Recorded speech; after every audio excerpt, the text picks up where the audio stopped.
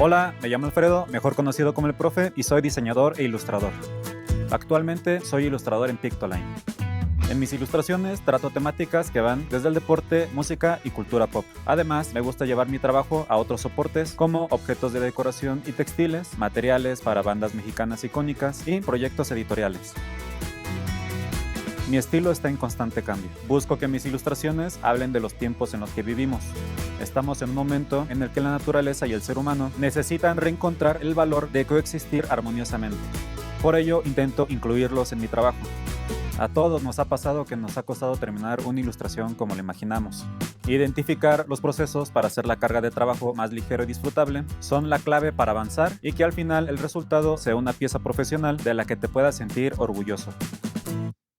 En este curso de doméstica aprenderás a aplicar un método para lograr ilustraciones profesionales utilizando herramientas analógicas y digitales.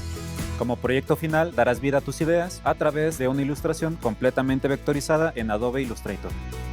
Para comenzar, tenemos que tener claro qué es lo que queremos ilustrar. Aprenderás a dar sentido a tus ideas plasmándolas en una hoja de papel.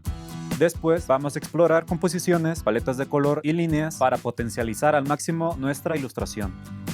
Te enseñaré cómo trabajar con tus ideas. Haremos los primeros borradores y a través de una técnica que te compartiré, los puliremos hasta llegar a nuestro dibujo final.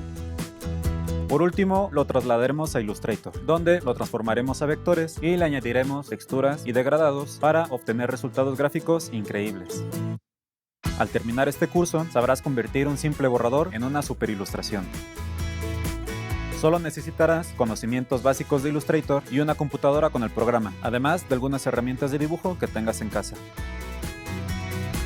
Este curso es para todos aquellos que quieran aprender técnicas para potencializar a sus proyectos.